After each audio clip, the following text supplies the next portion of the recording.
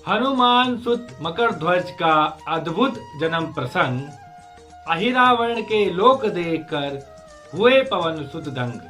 नमस्कार दोस्तों, मेरा नाम है विक्रम चतुर्वेदी और स्वागत करता हूं मैं आपका हमारे इस YouTube चैनल भक्तिवीर चतुर्वेदी में। दोस्तों, आज के इस वीडियो में हम बात करेंगे पवन पुत्र हनुमान जी के पुत्र मकर ध्वज के बारे में। हम इस वीडियो में आगे बढ़े उससे पहले हमारे चैनल को लाइक करें, शेयर करें, सब्सक्राइब करें और नीचे आ रहे इस बेल आइकन पर प्रेस कर हमारे चैनल के नोटिफिकेशंस को ऑन करें।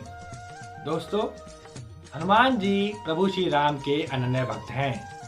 हम सभी जानते हैं कि हनुमान जी बाल ब्रह्मचारी थे।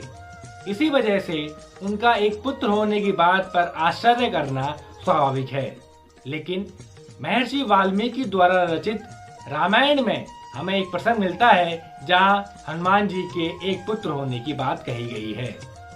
प्रभु श्री राम की वानर सेना और रावण की राक्षसी सेना के बीच युद्ध प्रारंभ हो चुका था। युद्ध के बीच रावण ने अपने भाई अहिरावण से मदद मांगी। अहिरावण पाताल लोक का राजा था और रावण से 10 गुना शक्तिशाली था। रावण ने अहिरावण को बोला कि मुझे श्री राम का वध करना है, तो इसमें मेरी सहायता करो। अहिरावण ने विभीषण का रूप धारण कर श्री राम की कुटिया में प्रवेश किया। वहां श्री राम और लक्ष्मण दोनों सो रहे थे। सोते हुए ही अहिरावण ने उन दोनों का अपहरण कर लिया और उन्हें पाताल लोक ले आया। जब विभीषण ने हनुमान जी को बताया कि जरूर अहिरावण श्री राम और लक्ष्मण को पाताल लोक ले गया होगा, तब श्री हनुमान उनकी खोज में पाताल लोक जा पहुंचे। पाताल लोक पहुंचने पर हनुमान जी को अपने ही तरह एक रक्षक दिखाई दिया जो आधा वानर और आधा मछली था। तब हनुमान जी ने उस रक्षक के पास जाकर पूछा कि हे वत्स, तुम कौन हो और यहाँ क्यों पहरेदारी कर रहे हो? तब मकर ध्वज बोले कि मैं हनुमान पुत्र मकर ध्वज हूँ और राजा अहिरावण का पहरेदार हूँ। पाताल लोक की रक्षा करना मेरा कर्तव्य है, इसीलिए मैं पाताल लोक की पहरेदारी कर रहा हूँ। मकर ध्वज की बात सुनकर हनुमान जी को बड़ा ही आश्चर्य हुआ। उन्होंने बोला कि हनुमान जी तो बाल ब्रह्मचारी हैं, तो उनकी कोई संतान कैसे पैदा हो सकती है? तब मकर ध्वज बोले कि आपको हनुमान जी के बारे में इतना सब कैसे पता? तब स्वयं भगवान हनुमान जी ने अपना परिचय मकर ध्वज को दिया कि मैं ही हनुमान हूँ। तब मकर ध्वज ने अपनी उत्पत्ति की कथा हनुमान जी को सुनाई।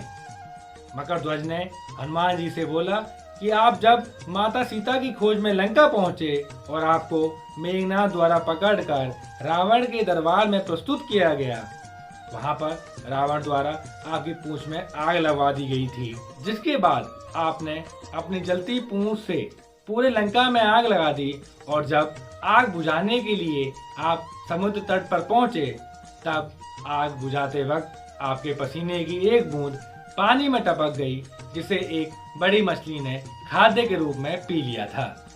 उसी एक बूंद की वजह से वह मछली गर्भवती हो गई। एक दिन पाताल लोक के राजा अहिरावण के सेवकों ने खाने के लिए उस मछली को पकड़ लिया, लेकिन जब उसका पेट चीरा तब उसमें से एक शिशु निकला, जिसकी आकृति ऊपर से तो वानर की थी, लेकिन नीचे से एक मछली की थी। सेवक बालक को लेकर अहिरावण के पास पहुंचे। उस शिशु के बड़े होने पर उसके बल से प्रभावित होकर अहिरावण ने उन्हें पाताल लोक का द्वारपाल नियुक्त कर दिया।